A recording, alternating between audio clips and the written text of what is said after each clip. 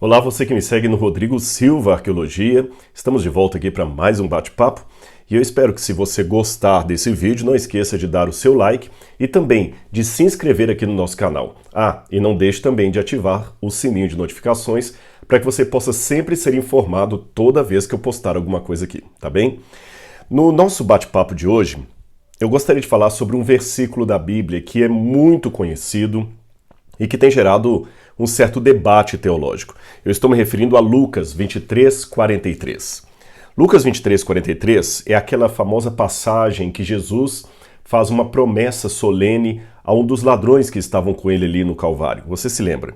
E Jesus disse assim, vou ler o verso 43, Jesus lhe assegurou, com toda certeza te garanto, hoje mesmo estarás comigo no paraíso. Esse texto foi mencionado na lição da Escola Sabatina, que é estudada mundialmente pelos adventistas do sétimo dia. A mesma lição, a mesma temática é estudada no mundo inteiro, evidentemente, na tradução local de cada país.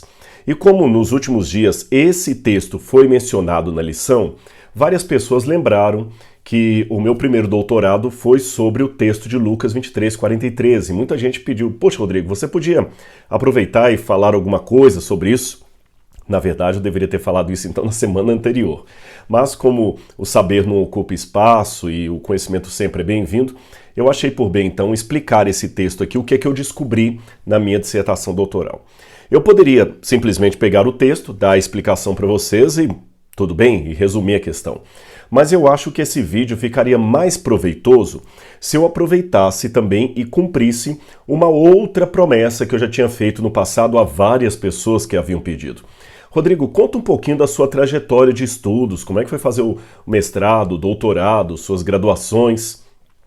Para ser bem sincero com vocês, eu me furto um pouco, e falo isso com toda sinceridade, eu me furto um pouco de ficar falando questões de currículo, porque pode soar para alguns como soberba, uma forma de aparecer, sabe, de colocar na vitrine tudo o que ele tem. Eu não creio que é por aí.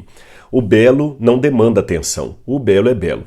Por outro lado, porém, como eu fui advertido por alguns colegas, algumas pessoas mais próximas, você pode também contar as suas vitórias, as suas conquistas, em primeiro lugar, para glorificar a Deus, para dar testemunho de como Deus tem abençoado você e também, de maneira importantíssima, incentivar outros que talvez estejam assistindo o seu testemunho e têm os seus sonhos, os seus planos e também as suas dificuldades.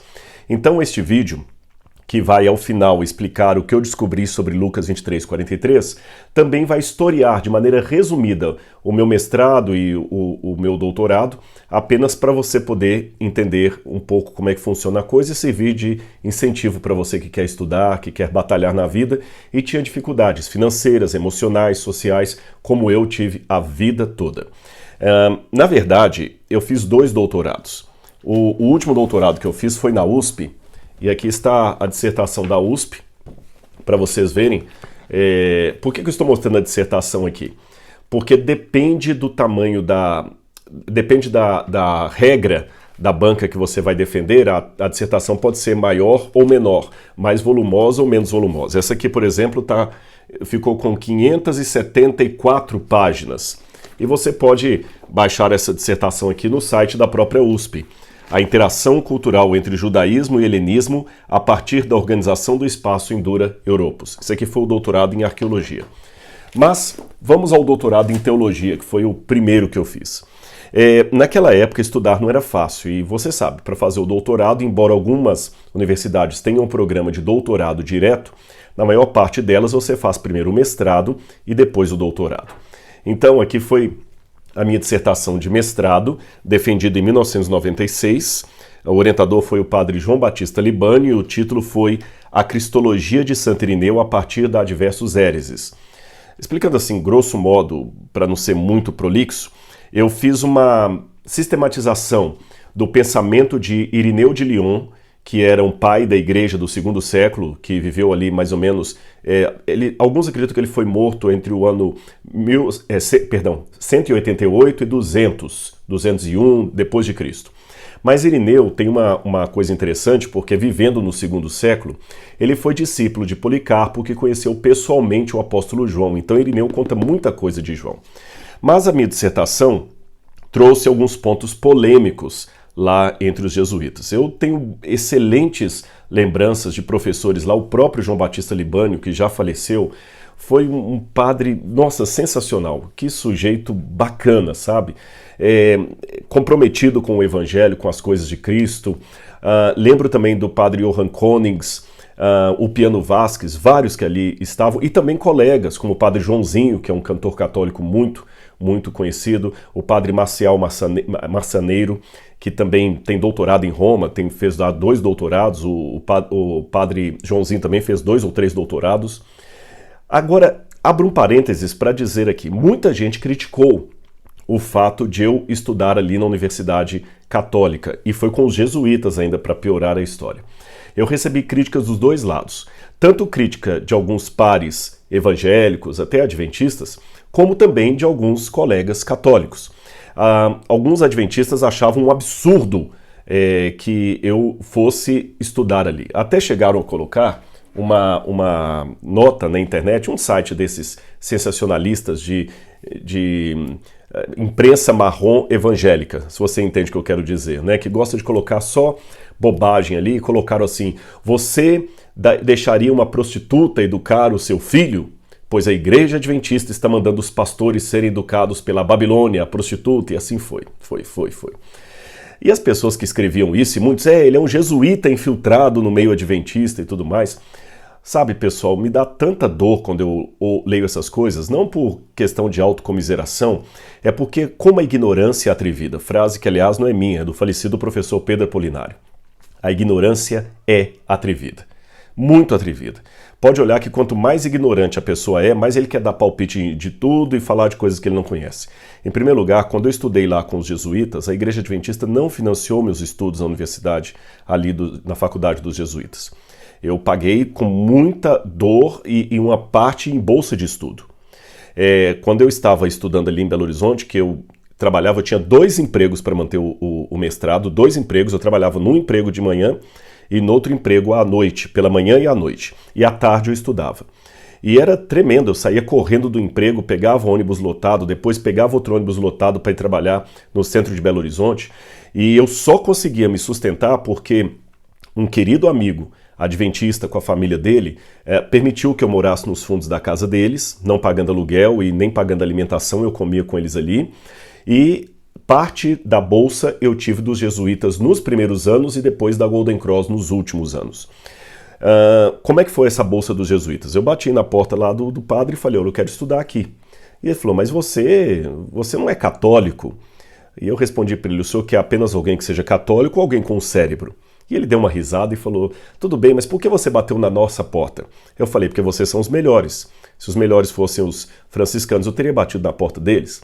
E o padre acabou deixando estudar ali, mas depois vieram alguns que não aceitavam a presença de um adventista ali. E o assunto foi polêmico, dividiu os professores ali. De um lado eu tinha mentes como João Batista Libânio, o próprio Johann Konings, defendendo a minha permanência ali, e outros querendo que eu saísse. O caso foi até para ser discutido até com a Sagrada Congregação para a Doutrina da Fé em Roma, e depois veio a ideia de que eu tinha ideias adventistas demais para estar estudando ali. Então resolveram me dar o título de mestrado, porque eu já tinha defendido a tese, e o padre Libânio fez toda uma nota aqui elogiando a tese, mas por outro lado me aconselhando a continuar o doutorado, que eu já havia começado ali, noutra instituição mais ecumênica, que não se assustasse com as minhas ideias adventistas, que para eles eram um pouco heréticas. Daqui a pouco eu continuo essa história, mas isso eu quero só voltar um pouquinho aqui para dar um incentivo a você que tem que lutar às vezes na vida. Lembra que eu falei que eu tinha 2 empregos, o favor dos amigos que me deixaram ficar ali, uma parte da bolsa ali. Quando eu perdi a bolsa, foi terrível. Ainda bem que a Associação Mineira Central na época intercedeu com a Golden Cross, eu nem conhecia o Dr. Milton Afonso, ele nem sabia quem eu era, e conseguiu uma parte da bolsa para eu continuar o término dos meus estudos ali. Mas quando eu estava escrevendo essa tese aqui, a gente não tinha nem computador. Eu tinha que ir à casa de um pastor metodista, amigo meu, que tinha computador, e digitar com dificuldade, porque ainda estava aprendendo a mexer com o computador, as páginas da tese. Tese essa que a pesquisa era assim: eu morava no fundo da casa desse meu amigo, um quarto. O que eu tenho hoje como meu escritório aqui era o meu quarto, com a cama e com tudo. E eu colocava os livros em cima de um tamborete, e na cama, em cima de um tamborete, ali eu ia abrindo os livros e estudando. Não havia internet naquela época, era muito difícil. E até hoje eu tenho problema nas costas de ficar encurvado ali, escrevendo os rascunhos da tese. E depois de todo esse trabalho, eu escrevi 50 páginas e entreguei para o meu orientador. Ele leu e devolveu e falou: Rodrigo, isso é uma porcaria. Imagine, o padre Libânio, o saudoso padre Libânio, falou: está uma porcaria. Eu falei: padre, você tem que escrever tudo de novo. Eu olhei para ele, lembrei do banquinho, das costas encurvadas ali, de ter que ir à casa do pastor para digitar todo aquele rascunho de novo. Eu falei: padre, o senhor não sabe o que está me pedindo. Ele falou: você não quer o título? Eu falei: padre, você não quer o título? Faça de novo. E eu fiz. Me lembro da primeira aula. O professor chegou na sala de aula para a gente e falou: muito bem, eu vou dar aulas na Alemanha na semana que vem, então vocês vão ter que estudar esse livro aqui. Deu um livro para a gente assim, Le Témoignage de Dieu, e a gente vai ter uma prova daqui a 15 dias. Luiz Inácio Stadelmann, um suíço. Ele foi um dos tradutores da Bíblia de Jerusalém. E eu lembro que um colega falou: professor, mas o livro está em francês. Ele falou: podia ser pior, eu podia pedir em alemão, mas vocês deram sorte que eu encontrei um exemplar em francês que é mais fácil de ler do que o alemão. Assim foi minha primeira aula ali. Mas Deus me abençoou. E quando eu perdi o primeiro doutorado, gente, eu quase chorei igual criança, porque, imagina, eu já tinha cursado as matérias e tudo, e recebi uma carta dizendo que eu não estava continuado no programa de doutorado, porque as minhas posições causavam divergência ali na universidade, na faculdade dos jesuítas. Eu chorei, sofri, mas nesse meio tempo eu recebi o chamado para trabalhar no NASP. E quando eu vim para cá, qual foi a surpresa minha quando um dia chega um telefonema para mim? Quem era? O padre Johann Konings, famoso biblista católico, onde falou assim: olha, Rodrigo, eu tomei a liberdade de pegar os seus documentos e enviar com uma recomendação pessoal minha para a Universidade Católica em São Paulo. Na época era a Pontifícia Universidade Nossa Senhora da Assunção, que hoje é atrelada à PUC de São Paulo. E eles estão de portas abertas para receber você.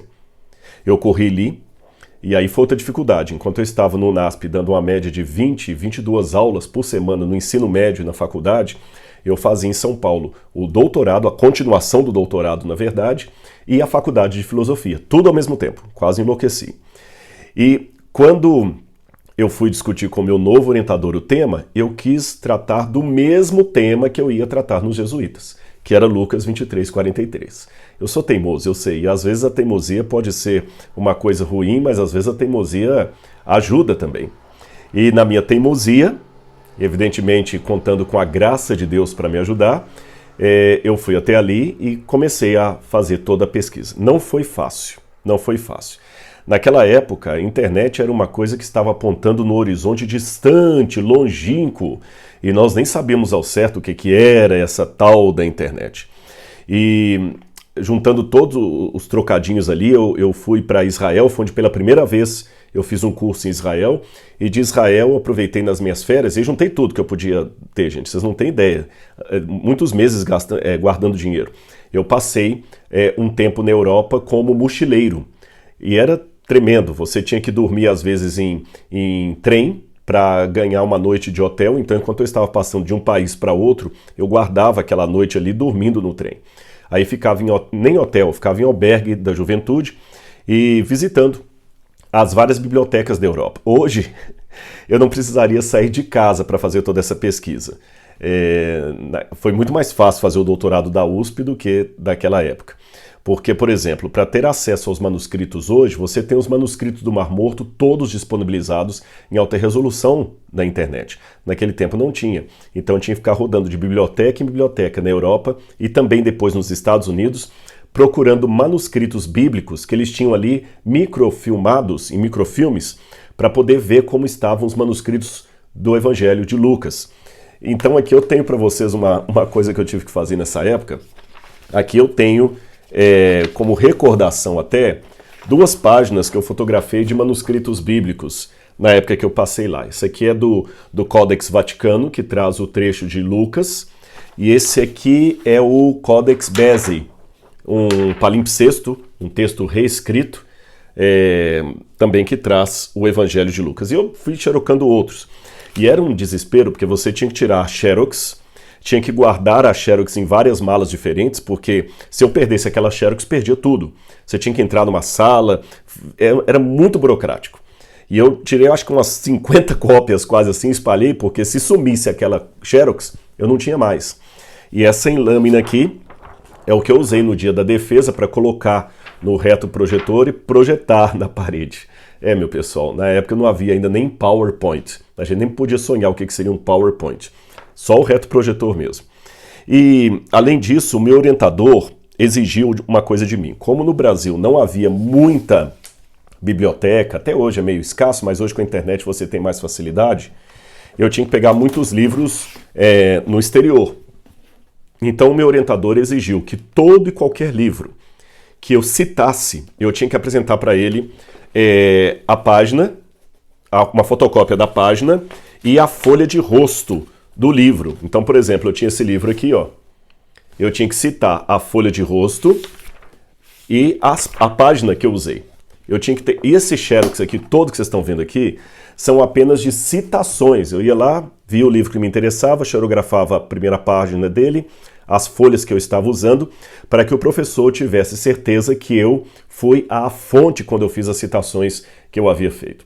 E aí fui escrevendo todo aquele trabalho, foram 5 anos, até que no final redundou nesse calhamaçozinho aqui todinho.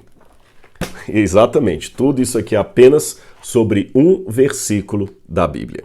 Apenas um versículo da Bíblia. Mas aí veio outro desafio. Por isso que eu comparei a extensão da dissertação da USP. Na verdade, eu sempre confundo, é que nos Estados Unidos a dissertação é de doutorado e a tese é de mestrado. No Brasil, ao contrário, a dissertação é de mestrado e a tese de doutorado. Então, perdoe-me se às vezes eu acabar, num ato falho, confundindo as duas palavras aqui. Então, o outro desafio é que a dissertação lá na Católica não podia ter mais do que 200 ou 200 e poucas páginas. Então, eu tinha que transformar todo esse calhamaço aqui numa forma menor, que está aqui. Tá bem? Nessa forminha aqui, ó. Virou isso aqui. E aqui eu fiz toda a análise de Lucas, etc, etc. E o que eu descobri? Só um minutinho que caiu uma coisa aqui. Pronto, já peguei. Eu descobri algumas coisas interessantes. Em primeiro lugar, eu descubro que o texto no original grego, ele é dúbio. No original grego não tem aquela pontuação que nós temos em português. Eu tenho aqui o The Greek New Testament, que é uma edição clássica do texto grego do Novo Testamento, e eu tenho aqui também a última edição do Kurt Aland Nestle. Essa aqui é mais usada para exegese bíblica, e essa aqui é mais usada por tradutores da Bíblia. E tem um aparato crítico e tudo mais. Eu sei que as traduções em português colocam geralmente assim, é verdade te digo que hoje estarás comigo no paraíso.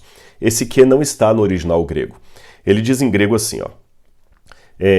Kai epenautor, e disse a ele, amen soi lego. Em verdade te digo, semeromete emu, esse ento paradeitso. Hoje estarás comigo no paraíso. Agora, a questão da vírgula não está no original grego. A vírgula foi uma questão colocada posteriormente pelos editores. E o que eu procurei mostrar ali é que aqui um conceito dogmático ou doutrinário influenciou na tradução.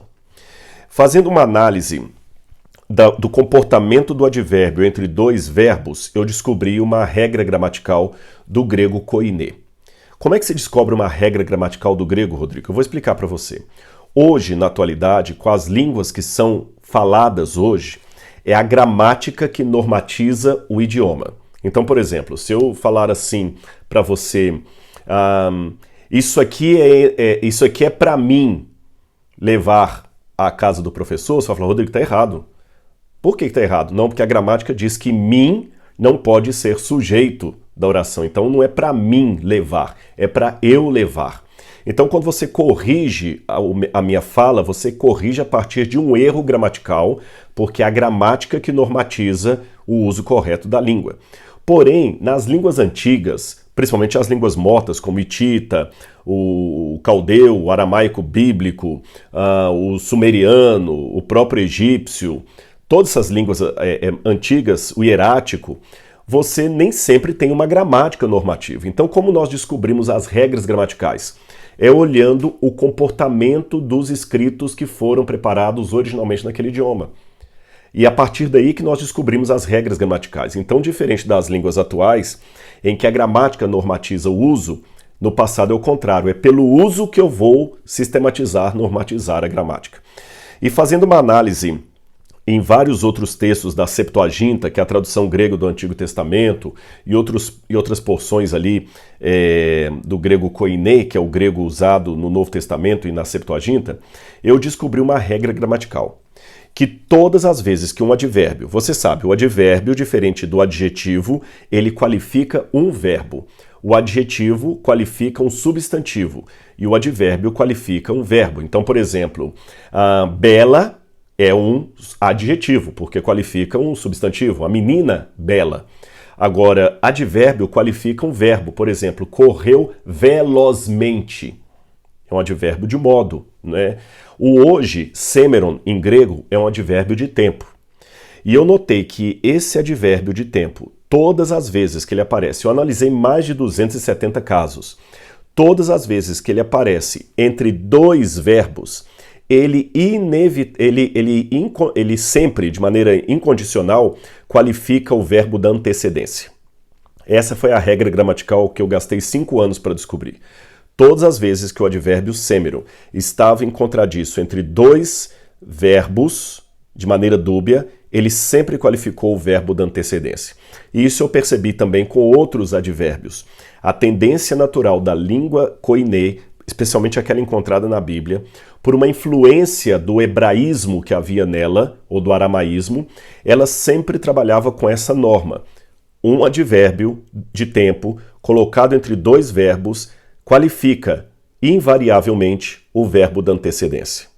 Aplicando essa regra gramatical ao texto de Lucas 23:43, eu sou obrigado a ler assim: Kai epen auto amen soi lego semeron, vírgula, met emu, esse em teu paradiso. Ou traduzindo em português, em verdade te digo hoje, tu estarás comigo no paraíso. Ou, em outras palavras, em verdade te digo hoje, hoje que te falo, tu estarás comigo no paraíso no futuro.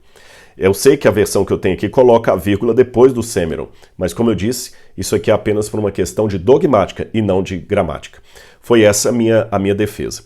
Eu também descobri nos manuscritos bíblicos, por exemplo, não vai dar para vocês verem porque evidentemente que aqui está muito pequeno, mas nesse manuscrito do 4º século aqui, que é o Codex Vaticano, que o original está na Biblioteca do Vaticano, eu noto que depois da palavra semeron, aparece bem aqui um pontinho que a gente chama em grego de hipóstigma. O que é um hipóstigma? Hipóstigma é uma breve pausa. Uma breve pausa, tá certo? Então, isso me leva a crer que o autor, aquele copista que copiou esse manuscrito no 4º século, leu como eu estou propondo. Em verdade, te digo hoje eu te digo, tu estarás comigo no paraíso. Tá certo? Inclusive, a tinta que está vazada nesse hipóstigma é a mesma tinta das letras, então ela não representa nenhum tipo de adereço que foi colocado posteriormente no manuscrito. Ela é original.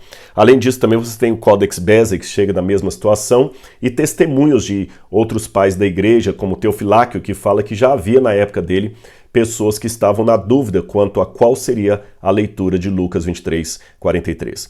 Eu sei que para muita gente pode parecer redundante dizer te digo hoje, mas assim não é na língua hebraica ou aramaica, que está como substrato da língua koiné usada na Bíblia. Deus fala muitas vezes para Israel, o mandamento que hoje te ordeno, né? E assim por diante. Bom, a banca argumentei isso no dia da defesa e me chamou a atenção que naquele dia o cônego Celso Pedro, que era o meu orientador, ele falou o seguinte: pessoal, quando o Rodrigo começou essa tese, ele historiou rapidamente o problema que eu tive lá com os jesuítas. Ele falou, quando o Rodrigo começou essa tese, eu falei: Rodrigo, você já teve problema, você vai insistir nesse assunto? Eu disse: vou. E ele continuou dizendo: o Rodrigo gastou 5 anos para fazer essa tese. 2 anos apenas para me convencer. Mas hoje, essa tese também é minha. Ele disse isso e eu quase chorei na hora. Bom, depois eu publiquei uma versão simplificada dela, mas é edição única, bem caseira, que foi feita aqui mesmo na União. E a Edições Paulinas também publicou na revista de Cultura Teológica um resumo também da tese aqui na Edições Paulinas. E o diploma foi dado, né? A Faculdade de Teologia Nossa Senhora da Assunção, reconhecida pela Sé através da Congregação para a Educação Católica, no dia 20 de setembro de 1949, usando seus direitos de conferir graus acadêmicos e tendo sido observados todos os requisitos estatutários, em nome do Papa João Paulo II e do cardeal arcebispo Dom Cláudio Hilmes, confere a Rodrigo Pereira da Silva o título de doutor em Teologia Dogmática com concentração em estudos bíblicos, para a honra e glória de Deus. Tá bem? Então, quando o pessoal fala assim, por que um adventista foi estudar lá? Gente, olha a oportunidade de testemunhar, né? Foi uma banca católica que aceitou a versão que eu estou apresentando aqui. Não foram pessoas que comungavam da mesma fé que eu, né? E foi bom também porque eu vi que existe vida espiritual de verdade fora do ambiente onde eu acredito.